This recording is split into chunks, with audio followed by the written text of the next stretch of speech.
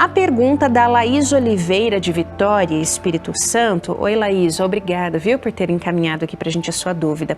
A exploração dos recursos naturais para a nossa sobrevivência é considerada um pecado? Não, Laís, a exploração dos recursos naturais do planeta Terra não é considerada um pecado porque eles existem também para nos ajudarem em nossa subsistência planetária.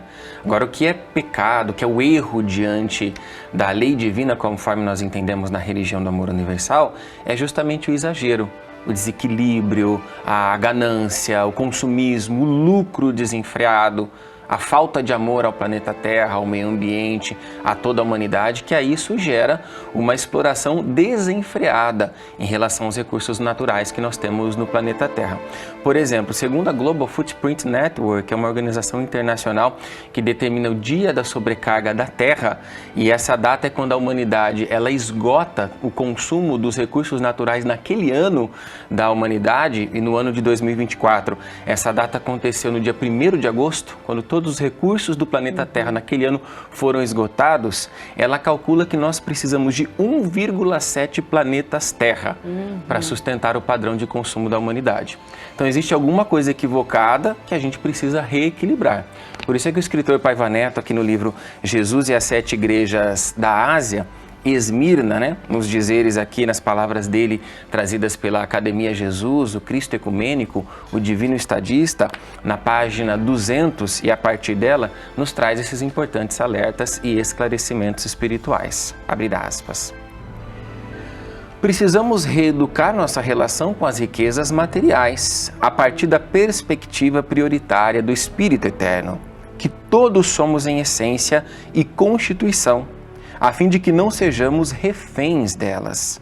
Não podemos permitir que essa turva concepção de ganância desmedida e inconsequente conduza nossos destinos sob uma cegueira espiritual e moral, percorrendo, atabalhoados, uma rota de colisão irreversível, a exemplo da corrupção. Saber usar com discernimento espiritual os recursos ou talentos que Deus nos concede é possuir dentro de si os maiores tesouros da alma. Este sim que carregamos conosco pela eternidade.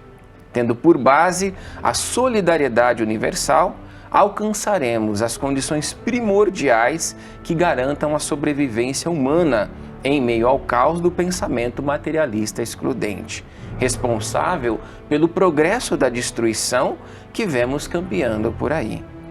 A lição, pois, dos modestos irmãos de Esmirna a nós é que tenhamos consciência plena de que a verdadeira prosperidade reside em conservar nosso espírito abastecido pelas joias morais, espirituais e éticas da sabedoria divina. Essa bendita herança é ofertada sobeja e gratuitamente por Jesus, de quem recebemos a promessa de herdar todas as fortunas existentes, se cultivarmos a genuína simplicidade de coração. Abre aspas, bem-aventurados os humildes, porque deles é o reino dos céus. Fechar aspas, Evangelho do Cristo segundo Mateus, capítulo 5, versículo 3. A gente encerra a leitura por aqui, Laís, e a todos que nos acompanham. Então, o irmão Paiva está dizendo aqui para nós saber usar com discernimento espiritual os recursos ou talentos que Deus nos concede. É produzir e gerar dentro de si e possuir os maiores tesouros da nossa alma. Então, esses tesouros materiais, inclusive, estão dispostos, mas que os administremos com equilíbrio, a partir da sabedoria divina e a partir do conhecimento e do discernimento espiritual, conforme Jesus traz em seu Santo Evangelho, segundo Mateus, capítulo 6, versículo 33, esse grande ensinamento que o saudoso irmão Alziro Zarui denominava de a fórmula urgentíssima de Jesus, e o irmão Paiva Neto da fórmula urgentíssima econômica do Cristo de Deus. Buscai, primeiramente, o reino de Deus e sua justiça, e todas as coisas materiais vos serão acrescentadas, porque aí a gente estará administrando esses recursos à luz desse conhecimento espiritual, que a gente consegue equilibrar e não gerar esse pecado, não gerar esse desequilíbrio, esse erro diante da lei divina. E aí a gente, por exemplo, enquanto hoje, né, muito se fala, é muito pautada a economia numa extração e produção linear, em que a extração, produção de recursos e o descarte gerando lixo, você passa a adotar recursos que são denominados da economia circular, ligado àqueles 3 R's da redução, da reutilização, da reciclagem. Então você trabalha a partir de uma sustentabilidade material, mas firmada numa sustentabilidade espiritual, que é quando a religião divina há décadas defende essa tese da economia da solidariedade espiritual e humana firmada na estratégia de sobrevivência trazida pelo nosso irmão Paiva Neto. Aí a gente traz todo esse equilíbrio, essa sabedoria divina para o uso dos recursos materiais da Terra.